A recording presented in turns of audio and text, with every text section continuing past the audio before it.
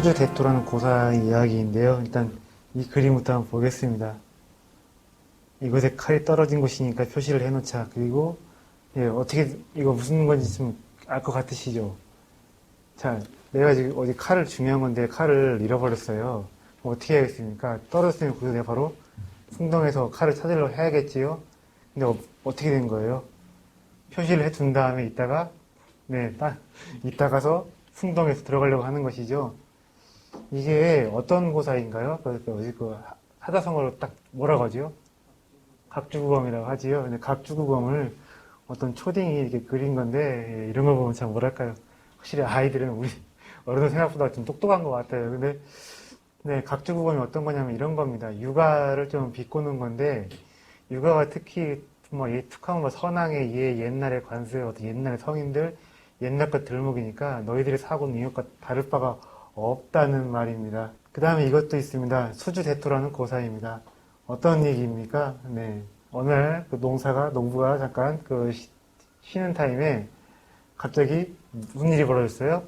토끼가 와서 그루터기에 헤딩을 해서 죽고 말았습니다. 그래서 행제를 했는데 이 양반이 다음날부터 또 어떻게 합니까? 열심히 농사를 짓는 것이 아니라 오늘도 혹시나 토끼가 와서 머리 부딪혀서 죽지 않을까 그런 행제를 기다리면서 농사를 안 짓고 있는 것이죠.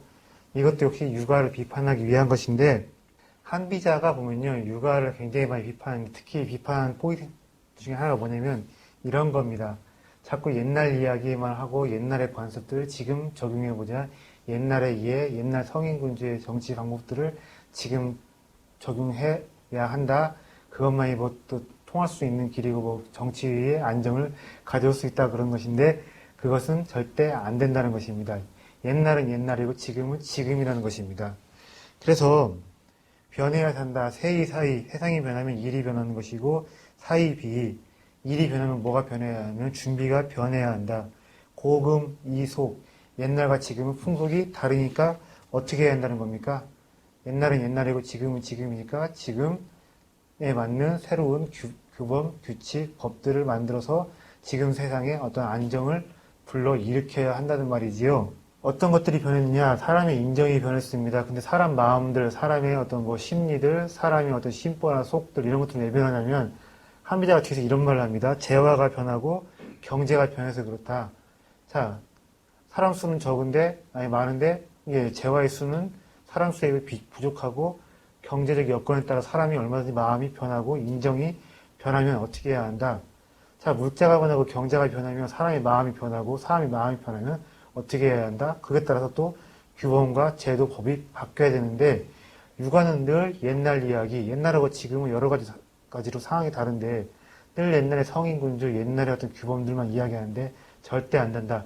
변하면 변화에 맞게 지금에 맞는 제도와 법, 그렇게 가야 한다는 게 법가의 입장이고 한비자의 입장입니다. 한비자는 이렇게 생각을 합니다. 사람의 통치를 다스릴 때는 이렇게 해야 합니다. 큰 공동체고 작은 규모의 공동체고 간에 사람들이 어떤 생각 가지고 있느냐, 사람들이 어떤 마음, 어떤 심보, 어떤 심리 상태, 그것을 보고서 거기에 맞게 내가 규칙, 규범, 법, 제도를 만들어야 되는데 한비자의 생각이 이렇습니다. 고정된 인간성이라는 것이 없다고 봅니다.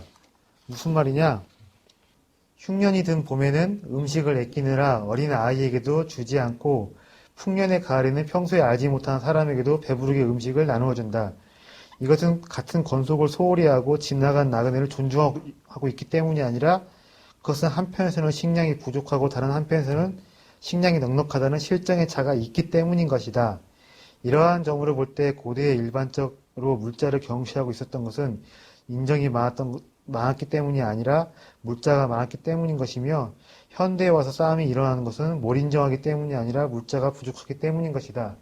자, 고정된 인간성은 없습니다. 환경에 따라서 경제에 따라서 경제적 사정에 따라서 인간성은 똑같은 사람이라도 변합니다. 예, 그렇지요. 그러니까 어떻게 해야 되냐면 어떤 막스적인 측면으로 볼 수 있는 것인데 경제적 여건이 변하면 물적 토대의 사정이 변하면 법과 제도, 규범, 윤리가 어떻게 된다는 겁니까? 달라져야 한다는 것이 바로 한비자의 생각입니다. 그래서 어떻게 보면 한비자의 생각은 이래요. 상황주의자라고 볼 수가 있습니다. 그리고 어떤 물적 토대가 인간의 심보, 인간의 마음들, 정신들을 만들어내는데 결정적인 변수가 된다는 게 한비자의 생각입니다. 자, 한비자하고 지난 시간 애덤 스미스 다른 점 이야기를 했는데, 자, 지금 제가 이렇게 얘기를 합니다. 물적 토대, 인간 정신, 무엇이 우선이라고 했습니까? 물적 토대가 우선이라고 했지요.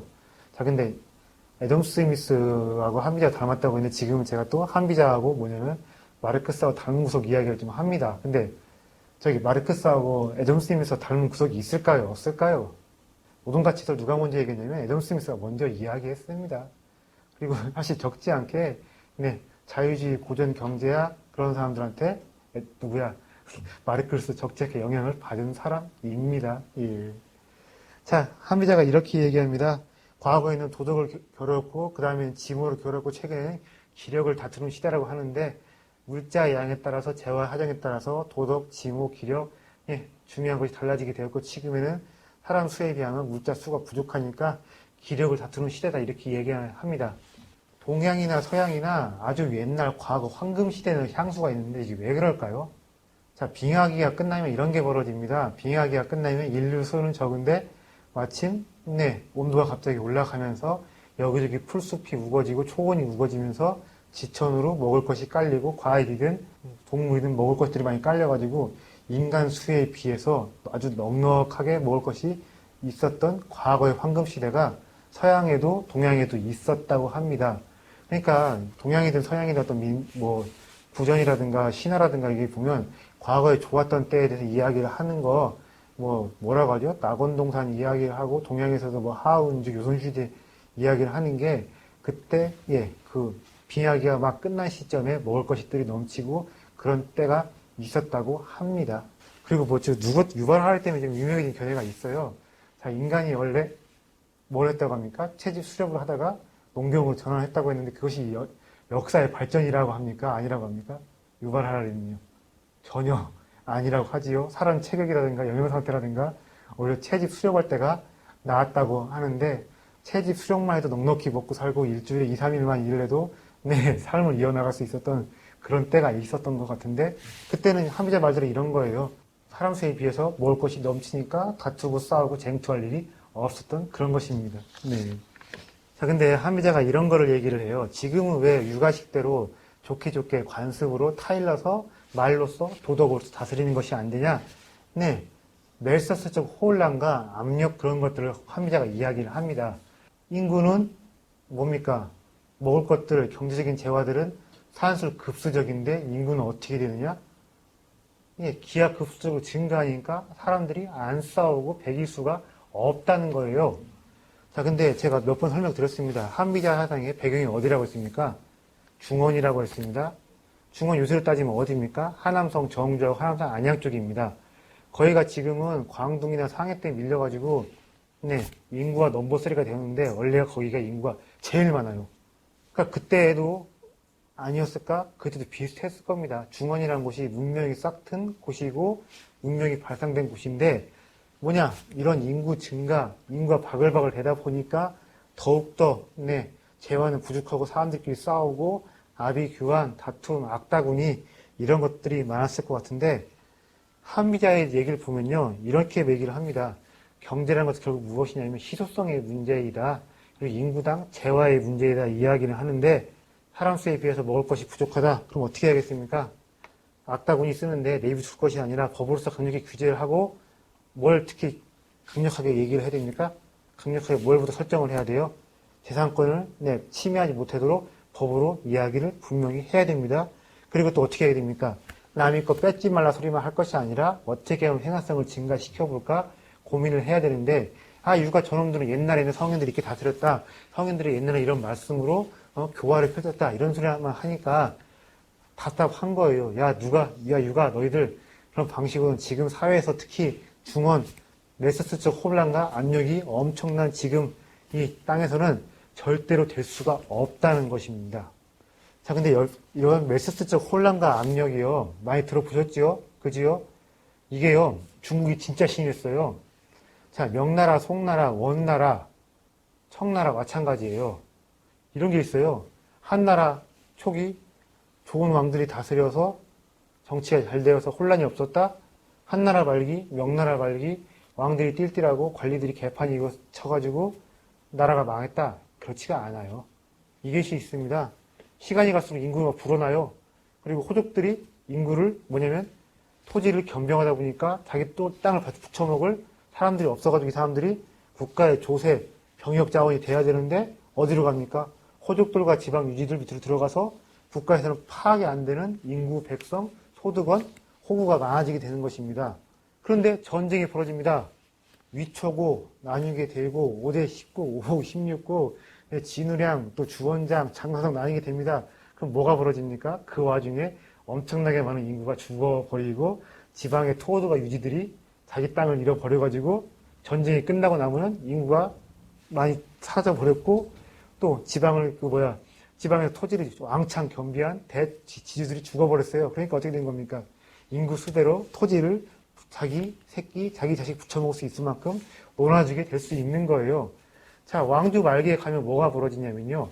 멜서스적인 모순이 커집니다. 사람수에 비하면 지나치게 먹을 것이 적고 땅에 비해서 너무 많아진 상황. 근데 전쟁이 벌어지는 바람에 의도하지는 않았겠지만 멜서스적인 모순과 그런 환경들이 싹 다 사라져버리고 사람수에 비하면 토지가 많아지고 그러다 보니까 정권 초기에 왕조 초기에 질서가 잡히고 악다구니가 안 일어나고 어느 정도 평화가 유지가 되는 것입니다.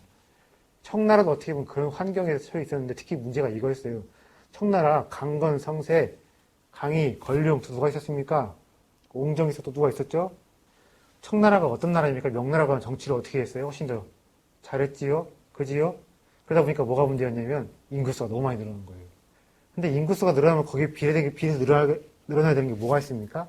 땅이나 생산량도 늘어나야 되지만 관리라든가 공무원이라든가 군사의 수도 늘어나야 되는데 치안을 담당할 사람들, 공무원들이 수가 그대로다 보니까 지방 쪽으로 더욱더 뭐가 됐냐면 다스리고 어쩌고 할 수 있는 질서의 밀도가 떨어져 버린 그런 것도 좀 있습니다. 예. 청나라가 이게 있어요. 명나라 먹은 다음에 어떻게 했냐면요. 죽은 사람한테 붙는 세금들, 늙은이한테 붙는 세금들, 태어나기도 전에 태아한테 붙는 세금들, 쓸데없는 세금을 싹 줄여버리고 최대한 합리적으로 조세 행정을 기하려고 노력했는데 그러다 보니까 저기 선비들 같은 경우는 반청, 복명, 다시 한족의 나라 어쩌고 지랄지랄 했지만 백성들은 세금 적게 매기고 세금 합리적으로 매기다 보니까 청나라 이민족이 왕조가 뭐가 알 게 뭡니까? 나 먹고 살기 편하게 해주면 그게 장땡이지.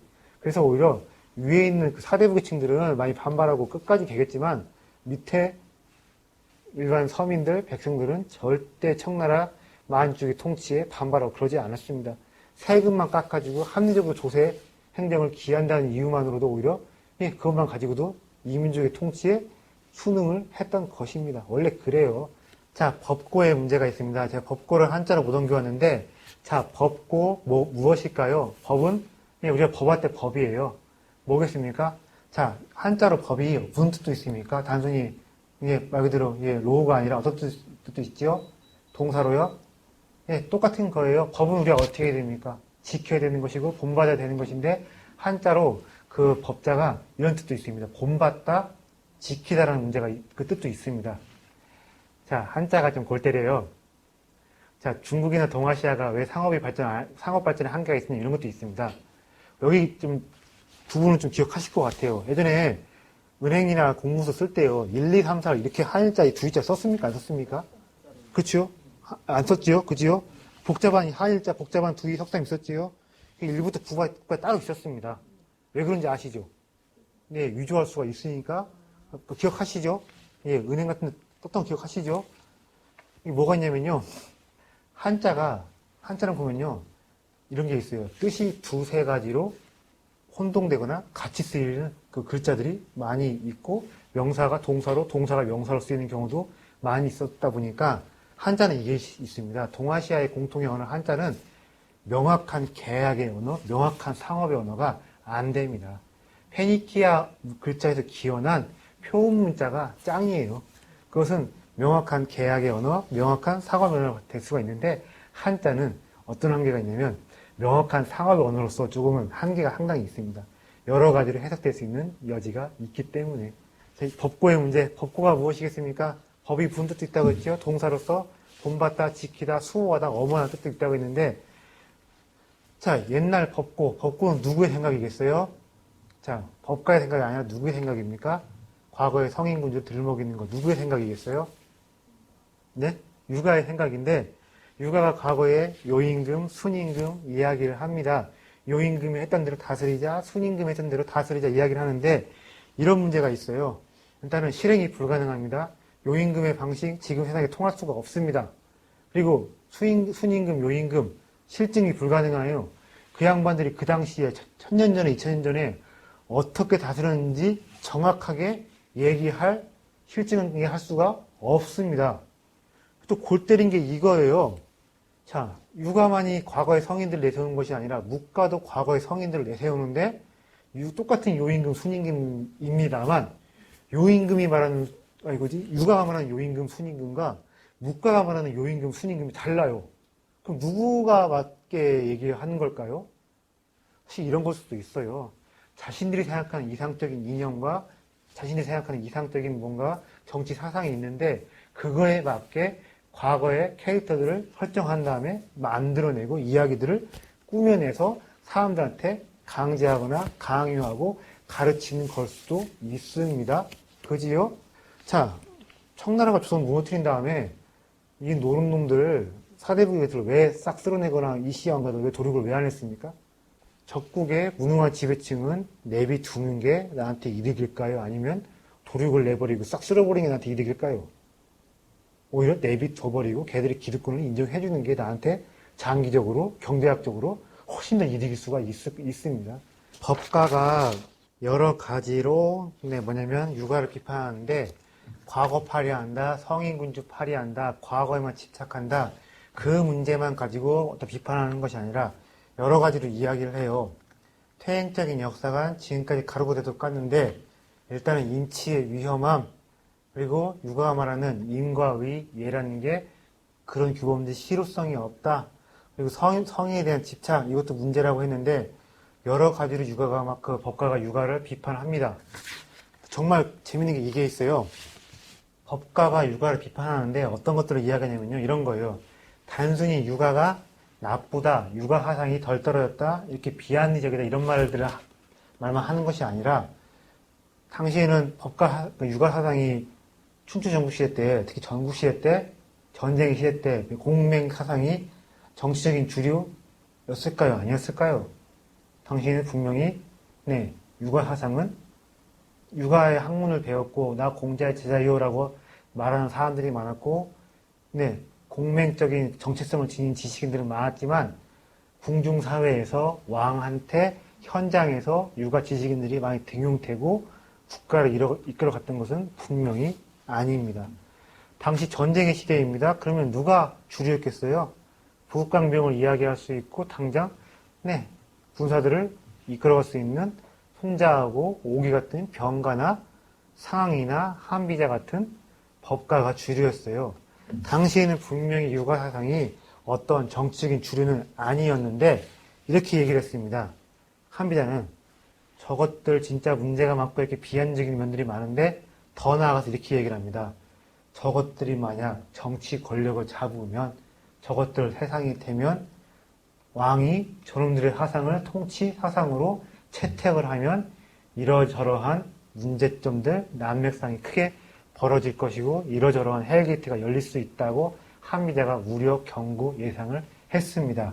조선시대를 예상하고서 또 예언한 것처럼 막 이야기를 하는데 그럴 수도 있겠죠. 예, 요새 같으면 이럴 수도 있겠죠. 한비자의 트위터, 한비자의 페이스북을 털어봅니다. 그러면 야 이거 봐봐 지금 이렇게 시대를 예견한 것 같아. 이거 봐봐 지금 시대를 미리 앞서 비꼬고 비판한 것 같아. 이렇게 할 수도 있을 것 같아요.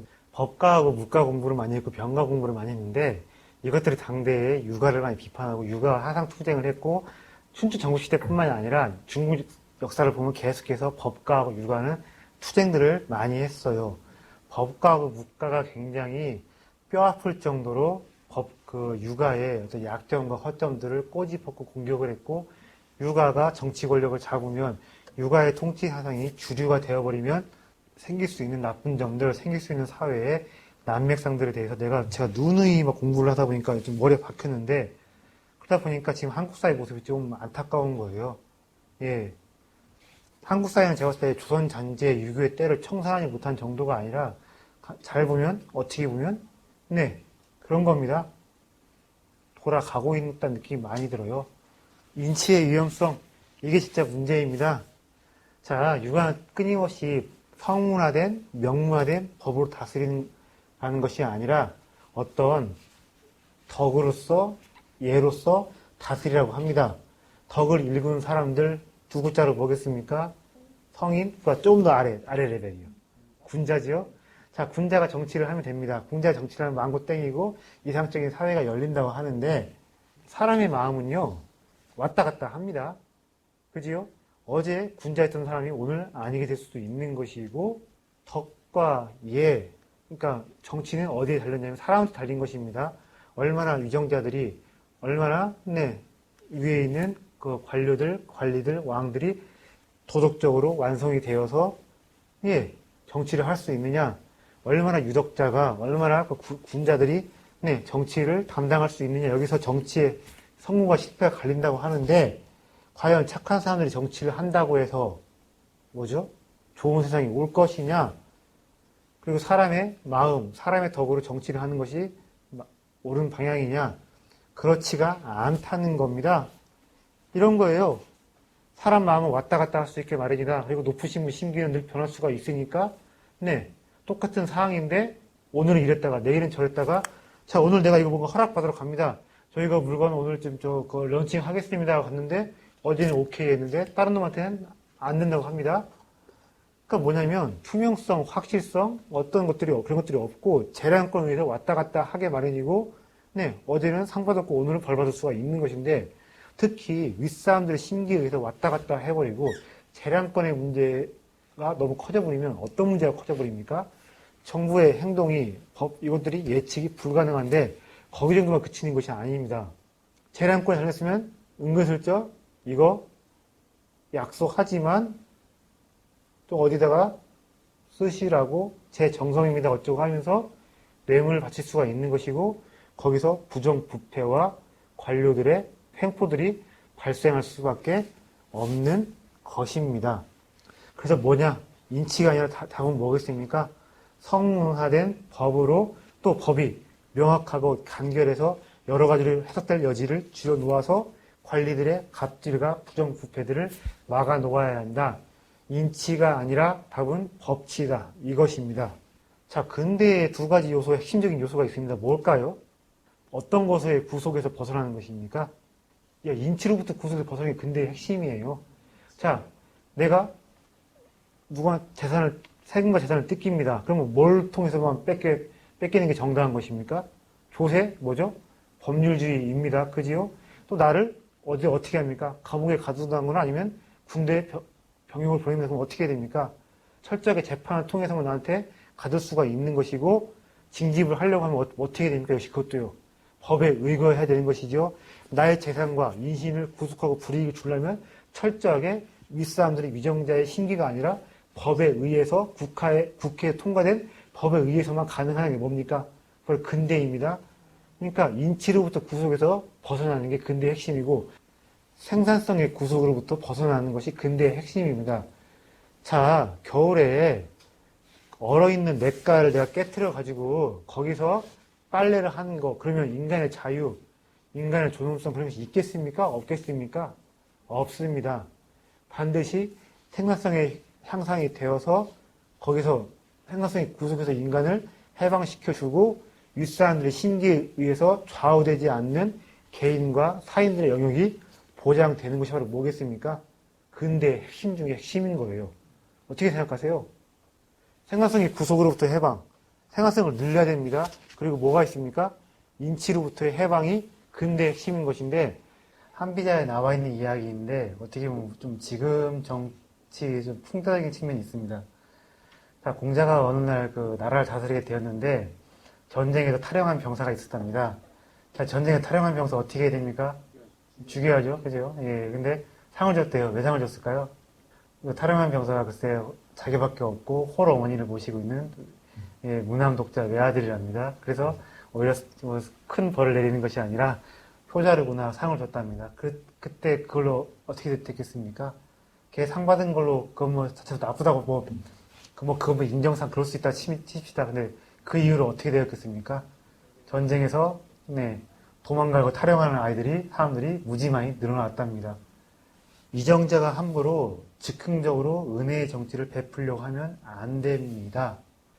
자기는 즉흥적으로 뭔가 주고 싶어 하고 의사들이 나왔을 때, 뛰어난 뭔가 나왔을 때 뭔가 내리고 싶어 하는데 절대로 그러면 안 됩니다. 누구누구 몇몇 특별 구제해라, 누구누구 몇몇 큰 상을 줘라, 이렇게 하면 안 됩니다.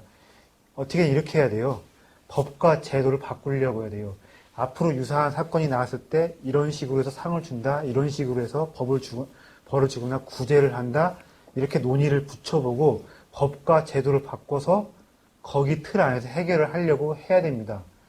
그러니까 육아가 말하는 게 이것입니다. 육아는 맨날 툭툭하면 군주가 인을 베풀어라, 어짐을 베풀어라, 백성들 아이들처럼 어린애처럼 다뤄야 한다고 하는데 이런 식으로 사적인 인을 베풀고 어쩌게 해버리면 정치 공동체의 안전성과 그런 신뢰가 무너질 수 있다는 것입니다. 군주의 인이 여러 가지 문제가 많습니다. 육아는 군주한테 인과 의를 베풀려고 합니다. 인과 의를 베푸는 것이 아니라 뭘로 해야 됩니까? 그때그때 내 마음에 심기에 왔다 갔다 하는 그런 것들이 아니라 명확한 법과 정해진 법대로 해야 되는데 인과 의, 그래서 백성들한테 국민들한테 뭔가 어떻게 감싸라, 은혜를 베풀어라 하는데 저성과자한테 상을 주고 저성과자들 안 자릅니다. 범법자들한테도 큰 벌을 안 내립니다. 그럼 뭐가 되겠습니까? 군주의 착한 마음을 가지고 인과의를 베풀어라 해버리면 저성과자가 안 잘리고 범법자가 어떻게 됩니까? 벌을 크게 안 받으니까 사회적 신뢰가 흔들려 버리고 또 누가 죽어납니까? 약자들이 죽어나고 개고생해서 일을 하는 하드캐리어가 어떻게 됩니까? 일하고 싶겠어요? 안 하고 싶겠어요? 안 하고 싶어집니다. 그지요? 아니, 무도가운 놈들도 큰 상을 받고 큰 걸 누리는데 하드캐리어 하는 사람이 더 이상 개고생하고 싶겠습니까? 안 하고 싶겠습니까? 자, 안 하고 싶죠? 그지요? 나라가 잘 나가려면 방법은 어떻게 간단해요. 무도가운 놈들 철퇴 내리고 하드캐리어한테 타깃적인 상과 승리를 줄 수 있어야 합니다. 그래서 이것들이 문제가 된다고 비판을 많이 합니다. 자꾸 군주한테 인과의를 베풀어라, 사적인 은을 베풀어라 해버리면 인센티브 체계가 파괴가 되고 사회적 신뢰가 또 망가진다고 하는데 또 이런 것이 있어요. 법대로 안 하고 사적으로 은혜, 좋은 마음으로 뭔가 주려고 하면요. 그 틈을 파고들어서 어떤 문제가 생겨버립니까? 누군가가 청탁을 하고 지도자가, 리더가 법대로 규정대로 하는 것이 아니라 좋은 마음, 좋은 뜻 이런 걸로 해버리면 좋은 주관주의에 빠져버리면 여러 가지 문제가 있지만 청탁 링크가 되어가지고 사적인 청탁에 흔들려 버리면서 부정부패가 생겨날 여지가 생겨버립니다. 그럼 뭐가 문제가 되겠습니까? 자연적으로 위정자 리더의 위신이 우스워지고 리더십의 권위에 커다란 금이 쫙 가게 생기는데 그러면 뒤에서 한비대가 중시한 세의 문제가 생겨버립니다. 세가 무엇이냐? 별거 없어요. 지도자가 가지는 강력한 권위, 가지는 강력한 리더십인데 그것이 없어진다는 것입니다. 그래서 철저하게 리더, 지도자는 육아가 말하는 대로 좋은 마음, 인과의, 좋은 감성, 사랑이 먼저다. 이딴 식 그런 것이 아니라 명확한 법과 명확한 제도, 법대로 법치로 해야 한다. 바로 그것입니다. 인과의, 육아가 내세우는 인과의를 굉장히 법가가 싫어했는데 신하들이 인을 베풀고 신하들이 의를 베풀면 어떤 문제가 생기느냐. 자, 군주가 베풀고는 최고 권력자가 베푸는 인과 의도 문제가 많고 부작용이 심하지만 신하들이 베푸는 인과 의는 이런 문제가 생겨버립니다.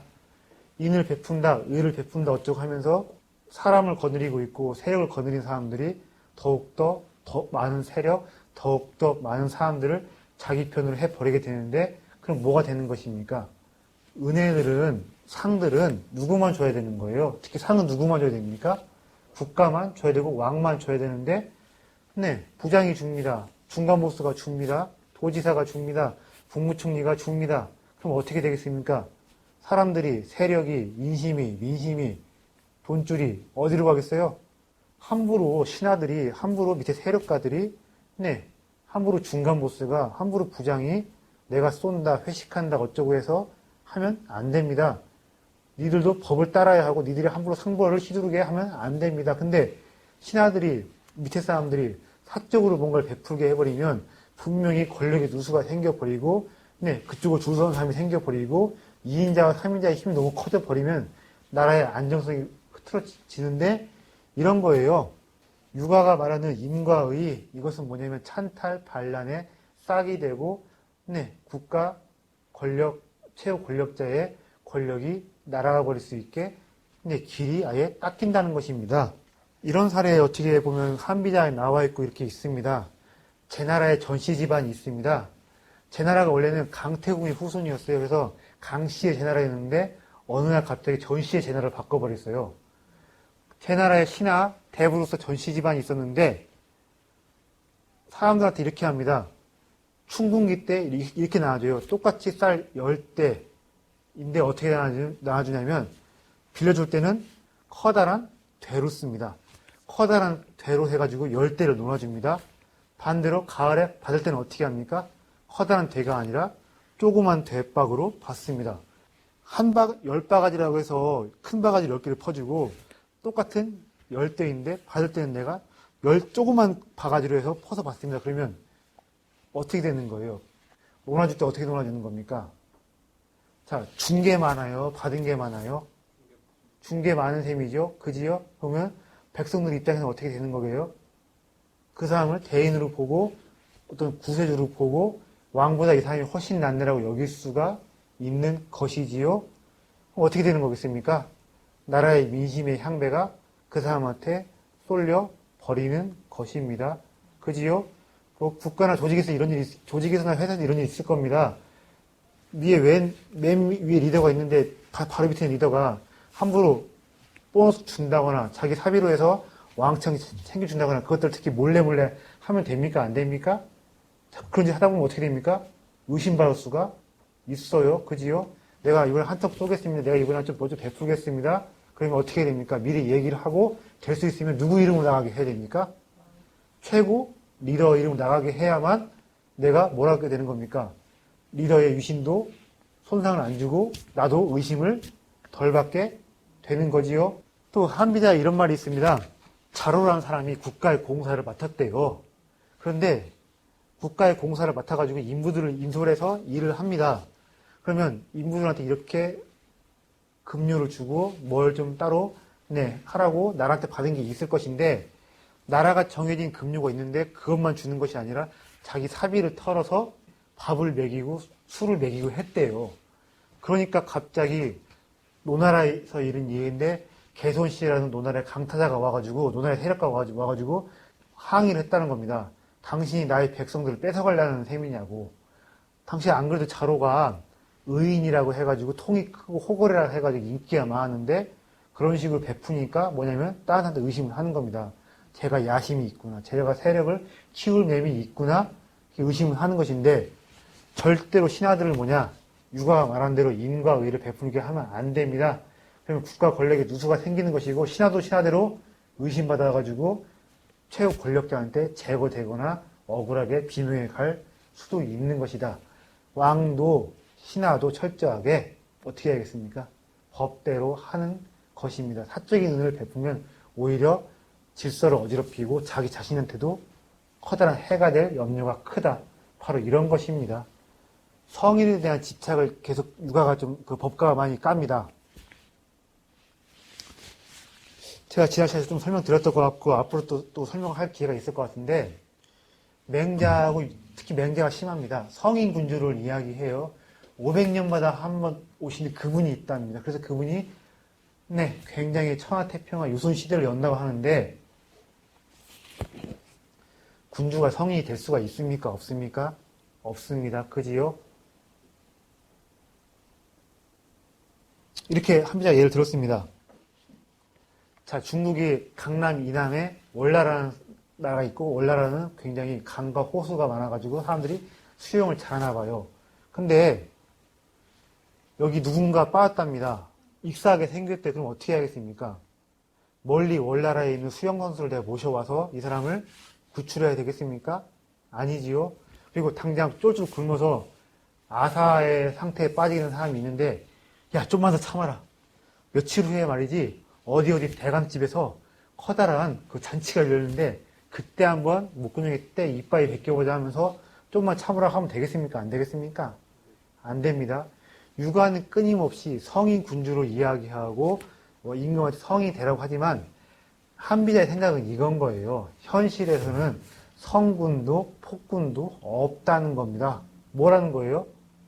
대부분의 군주는 딱 중간치 사람인 거예요. 그럼 어떻게 하겠습니까? 이런 사람이 저런 사람이 장산 이사가 왕을 해도 대표를 해도 회장이 되어도 그냥 굴러갈 수 있게 뭘 만들어야 한다는 겁니까? 제도와 시스템들을 만들어야 된다는 것인데 육아는 끊임없이 성인을 되어야 한다고 가르치고 임금을 갈구고 성인 군주가 언젠가는 오실 거야 하면서 그분이 오실 거라 갈망하는데 그런 식으로 사고를 해버리면 시스템과 법치가 안 만들어진다는 거예요. 당장 여기 한강변에 사람이 빠졌는데 박태환 씨한테 전화를 때려가지고 여기 사람 좀 구해주십시오 이렇게 하면 되겠습니까? 안 되겠습니까? 안 되는 겁니다. 사람이 자주 빠져 죽는 지역이 있습니다. 그럼 어떻게 해야겠어요? 입수 금지 팻말을 붙여놓습니다. 그리고 언제든 던질 수 있는 장대와 밧줄들을 매령해 놓아야 됩니다. 그러면 어떻게 되겠습니까? 수영 선수가 오지 않아도 오히려 수영 선수보다 훨씬 더 사람을 잘 구할 수가 있겠지요. 당장 굶어 죽어가게 생긴 사람한테 야 며칠 뒤에 일주일 뒤에 어디 대관집에서 큰 잔치가 열리니까 좀만 더 견뎌라. 이렇게 할까 아니라 어떻게 해야 됩니까? 편의점 가서 삼각김밥 하나라도 그리고 요새 좋은 거 많이 있어요. 햇반도 있고 먹여서 당장 죽어가는 사람 살려야 되는 것이지요. 근데 육아가 생각하는 성인에 대한 집착이 이런 시스템적인 사고 당장 도움이 필요한 것들에 대해서 외면하게 하는 것들이 있다는 거 하는 것인데 정말 한비자가 봤을 때 법가가 봤을 때 문제가 많이 있다는 겁니다. 그리고 공사 구분의 문제가 있어요.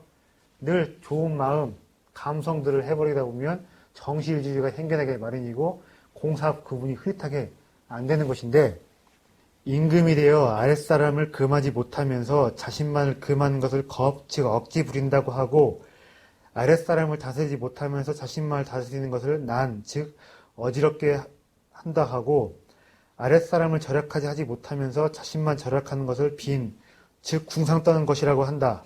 밝은 임금은 사람을 부림에 있어서 사사로움이 없고 남을 속여 배를 채우는 것을 금하고 힘을 다해 일하며 나라의 이름을 더한 사람이 있는지 반드시 듣고 나서는 반드시 상을 내리고 임금의 명령을 더럽혀 사사로이 한 사람이 있는지 반드시 알아내고 나서는 반드시 벌을 준다. 이렇게 하면 충신은 나라를 위하여 충성을 다할 것이며 백성과 선비는 집안을 위하여 힘을 다할 것이고 모든 관리는 임금을 위하여 정성을 다할 것이니 경궁보다 사치를 고부로 한다 하더라도 나라의 환난은 되지 않는다. 뭔 소리겠어요? 자, 임금이 사치를 하지 않습니다. 임금이 어떻게 합니까? 네, 검약을 하고 절약을 합니다. 그지요? 내 밥상에는 뭐냐면 반찬 이상 몇 가지 못 올리게 하라. 이런 식으로 이야기를 하는데 생활에서 어떤 검소함을 보이고 절약을 하고 이런 것들 중요할까요? 안 할까요? 육아의 논리는 그런 겁니다. 몸가짐, 또 무슨 가짐이라고 합니까? 마음가짐이라고 하지요. 몸가짐, 마음가짐은 바로 해야 한다. 남들이 안 보는 데서 늘 어떻게 해야 됩니까? 몸가짐, 마음가짐은 삿대에 하면 안 되고 바르게 깨끗하게 가지려 노력을 해야 한다고 합니다. 유능한 사람을 알아보고 그 사람한테 적극적으로 일을 맡기고 또 뭘 해야 됩니까? 공을 세운 사람한테 법에서 약속한 대로 상을 주고 법을 어긴 놈이면 내가 암만 이뻐하는 사람이라 하더라도 내가 가까운 친인척이 할지라도 벌을 줘서 명확한 신상 필벌로 질서를 잡아야 되지요. 자, 부국강경. 이것이 법가가 봤을 때는 뭐겠습니까? 통치의 본질이고 임금이 늘 챙겨야 될 우선이라고 봅니다. 부국, 다른 말로 하면 뭐겠습니까? 경제, 생산성, 신장을 해서 배고픈 사람 없게 만들고 유능한 놈들이 더욱더 재화를 많이 생산하게끔 해두고요. 그리고 강병, 다른 말로 하면 뭐겠습니까? 다른 나라를 쳐들어가는 게 아니라 안보입니다. 근데 안보는 어떤 것들이 있어요? 외적뿐만이 아니라 어떤 것을 지켜야 되는 겁니까? 분쟁, 자연재해, 그리고 치안, 내 안에서 다툼도 막아야 되는 것이죠. 그지요? 외부로부터 적만이 아니라 자연재해와 분쟁, 치안들에서 뭘 하는 겁니까? 백성들을 보호하는 것이지요. 그래서 오자병법의 오기가요. 서론편에서 이런 말을 합니다. 자, 오자라는 사람이 있습니다. 손자병법의 라이벌 오자병법의 오자는 사람이 있는데 원래 이름은 오기입니다. 이 사람이 왕한테 가서 이런 말을 합니다. 외부의 적이 쳐들어왔는데 지키지 못하는 것을 보고 인하다고 할 수가 없고 싸우다 죽은 백성들의 시체를 보고서 눈물 흘리는 것을 보고서 의라고 할 수가 없습니다라고 이야기를 합니다. 뭐겠습니까? 백성들을 못 지키고서는 인과 의 백날 얘기해봤자 아무 소용 없다는 것인데 분명히 이게 있습니다. 권력이 권력다워지는 전제가 무엇입니까? 보호의 의무를 다하는 거예요. 중세의 봉건제도 그렇고 한때 건달들도 뭐라고 합니까? 뭘 가져간다고 합니까? 세금을 뜯어가고서 어떻게 합니까? 우리 나와바리에 뜨내기 깡패, 뜨내기 양아치 놈들이 와서 뜯어가거나 행패 영업을 방해하는 것들을 못하게 막아준다고 하면서 세금을 가져간다고 하지요. 실제로 그 건달들이 그것들을 뜨내기 깡패 건달들을 그 뜨내기 양아치들 그 깡패들을 막아주는 기능도 합니다. 그지요? 그걸 대가로 뭘 가져가는 겁니까? 세금을 받아가는 것인데 법가의 기본적인 본질은 이것입니다. 법과 생각하는 정치의 본질은 무엇이냐면요. 보호에 있습니다. 부국강병과 부국강병 특히 강병 중에 뭐예요? 보호. 권력이 권력다워지는 전제는 보호의 의무를 다하는 것이다. 그런데 육아는 이렇습니다. 교육 잘하는 것인데 자 가장 부모가 해야 될 책무는 뭐가 있습니까? 돈 벌어와야 돼요. 애 먹여야 됩니다. 그리고 애가 나가서 맞고 안 되게 어떻게 외부의 위협에 노출이 안 되게 애를 어떻게 하는 것입니까? 보호를 하는 것인데 육아는 지나치게 뭐랄까요 교육적인 거 뭐 그것도 부모가 애를 기를 때는 뭐 선생들이 뭐 교육적인 거 나쁜 건 아닌데 부모가 애를 기르는 거하고 국민과 백성 그 임금과 백성 권력자하고 백성의 관계 분명히 다른 것입니다. 권력자가 백성들을 아이들로 보고 적자로 보고 뭐 어떤 갓난아기로 보아서 교육자로서의 자의식을 가져야 되느냐? 택도 없는 소리다. 어디까지나 세금 뜯어갔으면 보호를 해야 되고 강병을 통해서 지킬 수가 있어야 한다. 누구에게도 맞는 것 같을까요? 기본적인 전선이 거기서 이루어집니다.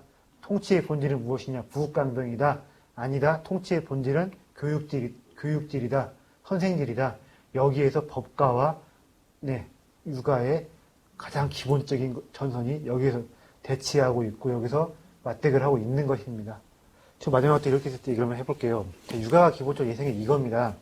정치하는 사람이 착해져야 한다. 그리고 착한 사람이 정치를 해야 한다. 도덕성에 우위가 선 사람들이 정치를 해야 한다는 기본적인 입장이에요. 그러니까 늘 이런 식으로 결론이 가요. 내가 쟤보다 도덕적이다.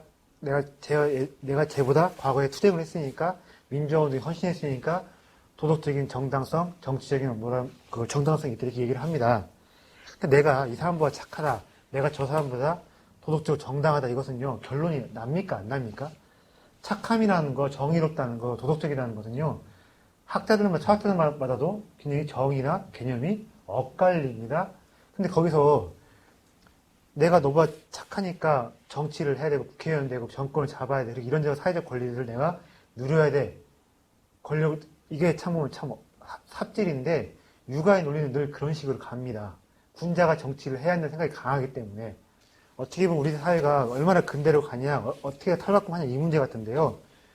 야심이 있고 권력욕 있는 젊은이들이 엘리트들이 시장 경제하고 자연과학으로 가야 됩니다. 자, 자연과학은 뭡니까? 내부적으로 늘 비판에 열려있고 검증 가능성을 늘 어떻게 되어 있습니까? 반박당할 수가 있는 거지요. 실험을 통해서 반박이 입증이 가능하고 반박을 당할 수가 있습니다. 답이 있어요, 없어요? 있지요? 그지요? 또 뭐가 있습니까? 시장경제? 그건 어떻습니까? 거기 판단을 누가 해요? 내가 소비자를 위해서 이걸 만들었는데 또 이 사람도 나름 소비자를 이걸 만들었으면 판단을 누가 합니까? 시장에서 하고 소비자가 합니다. 그럼 거기서 승부는 명확히 나옵니까? 안 나옵니까? 자, 그쪽 시장경제나 자연과학 쪽은요, 분명히 뭐냐면 답이 나오고 판단이 서고 결론이 나옵니다. 그리고 또 이게 있습니다. 자, 자연과학 쪽에서 누가 더 좋은 그 성과를 내냐 경쟁을 하면요, 어떻게 됩니까? 승자가 다 가져가는 겁니까? 아닙니까? 시장에서의 경쟁과 자연과학의 경쟁이 그렇지가 않아요. 자연과학의 경쟁은 절대로 승자가 다 가져가지 않습니다. 온 사회의 효용이 다 공유될 수가 있는 것이고 전 인류를 삶을 구원할 수도 있는 것이고 누가 더 소비자의 만족시키기 위해서 누가 더 잘 팔리기 위해서 경쟁을 해보면 결혼이 나는 것도 좋지만 이게 있어요. 그것도 뭐 어떻습니까? 승자가 다 가져갑니까? 안 가져갑니까? 아닙니다. 더욱더 생산성이 향상이 되고 더욱더 효용이 개선이 되면서 어떻게 되지요? 사회 전체적으로 다른 사람들도 패배자들도 그리고 경쟁에 참여하지 않은 사람들도 누릴 수 있는 것들이 어떻게 됩니까? 커지고 많아지고 공유가 됩니다. 그래서 조선 잔재 청산 그리고 우리 사회가 조선적인 뭔가를 털어내기 위해서는 어떤 거냐면요. 구체적인 방향성은 이런 겁니다. 똘똘한 이들이 권력욕을 가진 이들이 야심을 가진 이들이 공무원 시험 준비를 한다거나 정치 이것이 하는 것이 아니라 자연과학 영역에서 시장 경제 영역에서 경쟁을 하고 거기서 자신들의 야심을 불태워 가도록 인센티브 구조를 만들어야 됩니다. 근데 자연과학은 뭡니까? 내가 암만 실험에 답이 안 나올 수가 있지요. 거기도 뭐가 싸우는 겁니까? 불확실성과 싸우는 것이고 경제는 어떻습니까? 사람을 쓰고 고용하고 시장에서 내가 지면 어떻게 될 수가 있지요? 거짓골이 될 수가 있는 건데 그것도 역시 뭡니까? 리스크를 걸머지고 싸우는 것이지요. 그래서 이랬으면 좋겠어요.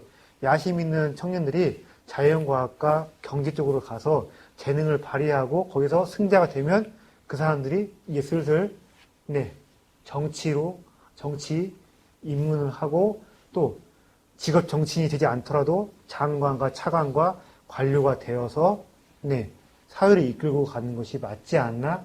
이것이 진정한 새로운 사회, 조선 잔재 청산이 아닌가 이런 생각을 하고 있습니다.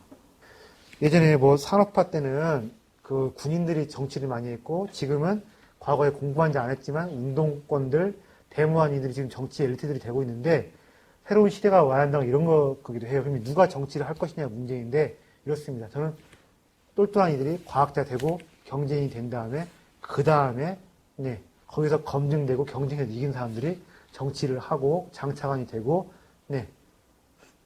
대통령도 하고 이게 맞지 않나 이런 생각을 하고 있습니다. 사람 고용해 본 사람 얼마나 경제에서 이것이 얼마나 어려운지 아는 사람 그리고 얼마나 과학기술의 가치가 있는지 뼈저리게 느껴본 사람들만이 우리의 엘리트, 우리의 어떤 정치적인 어떤 권력자, 정치 지도자가 되는 것이 맞지 않나 이런 생각을 좀 하고 있습니다. 그래서 법가가 여기에 와서 이런 말을 했을 것 같아요. 한국이 부국강병 하려면 뭘 해야 됩니까? 별거 없습니다. 과학기술을, 제조업의 역량을 늘리고 똘똘한 애들을 과학자로 키우고 해야 되는데 그럼 역시 함재도 비슷한 얘기 했을 것 같아요. 이런 식으로 법가를 보면서 육아를 비판해보고 법가가 육아를 왜 비판했느냐 살펴보면서 그런 겁니다. 한국 사회에 남아있는 육아적인 잔재들을 살펴보고 어떻게 죽일 것이냐 또 그러면서 우리가 새로운 시대들을 어떻게 열어가 볼 것이냐 여러 가지 우리가 인사이트들 여러 가지 시사점들을 볼 수 있지 않나 싶은데 뼈저린 내부 비판, 뼈저린 자기 반성, 쇄신의 의지 제발 보였으면 좋겠습니다. 그리고 거기에서 이런 법가들 인사이트를 많이 좀 빌려봤으면 좋겠고요. 그럼 오늘 강의 여기까지 해보도록 하겠습니다. 이상입니다. 감사합니다.